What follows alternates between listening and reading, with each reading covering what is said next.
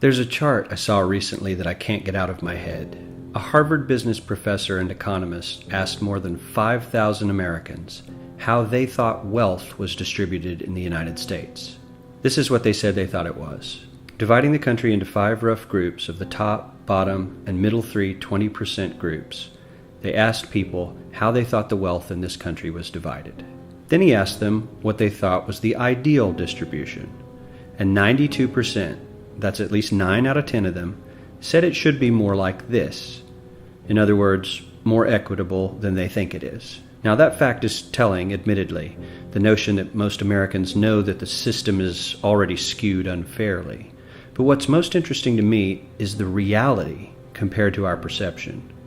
The ideal is as far removed from our perception of reality as the actual distribution is from what we think exists in this country. So ignore the ideal for a moment. Here's what we think it is again. And here is the actual distribution. Shockingly skewed.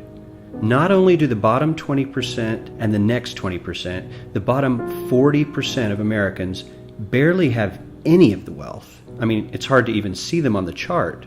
But the top 1% has more of the country's wealth than 9 out of 10 Americans believe the entire top 20% should have. Mind-blowing. But let's look at it another way, because I find this chart kind of difficult to wrap my head around. Instead, let's reduce the 311 million Americans to just a representative 100 people. Make it simple. Here they are: teachers, coaches, firefighters, construction workers, engineers, doctors, lawyers, some investment bankers, a CEO, maybe a celebrity or two. Now let's line them up according to their wealth. Poorest people on the left, wealthiest on the right, just a steady row of folks based on their net worth. We'll color code them like we did before based on which 20% quintile they fall into. Now let's reduce the total wealth of the United States, which was roughly $54 trillion in 2009, to this symbolic pile of cash. And let's distribute it among our 100 Americans. Well, here's socialism, all the wealth of the country distributed equally. We all know that won't work. We need to encourage people to work and work hard to achieve that good old American dream and keep our country moving forward. So, here's that ideal we asked everyone about. Something like this curve.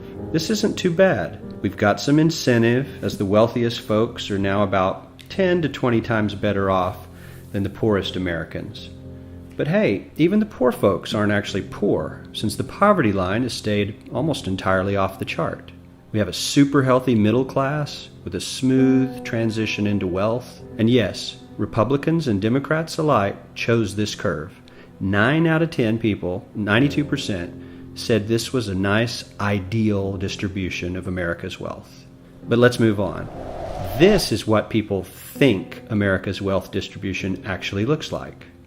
Not as equitable, clearly, but for me, even this still looks pretty great.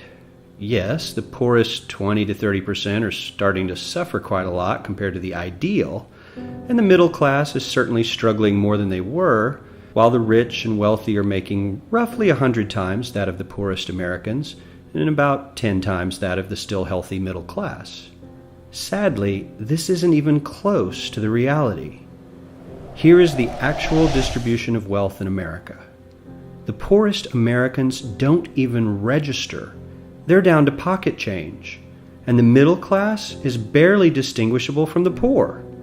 In fact, even the rich between the top 10 and 20 percentile are worse off. Only the top 10% are better off. And how much better off? So much better off that the top 2 to 5% are actually off the chart at this scale. And the top 1%, this guy, well, his stack of money stretches 10 times higher than we can show. Here's his stack of cash, restacked, all by itself.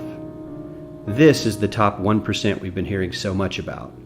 So much green in his pockets that I have to give him a whole new column of his own, because he won't fit on my chart. 1% of America has 40% of all the nation's wealth.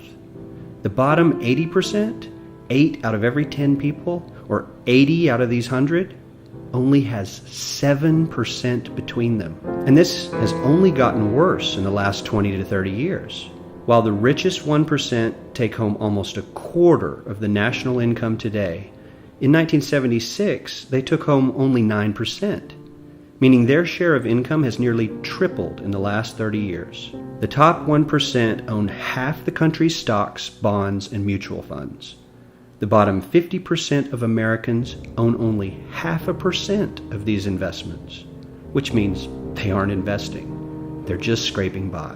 I'm sure many of these wealthy people have worked very hard for their money, but do you really believe that the CEO is working 380 times harder than his average employee? Not his lowest paid employee, not the janitor, but the average earner in his company. The average worker needs to work more than a month to earn what the CEO makes in 1 hour.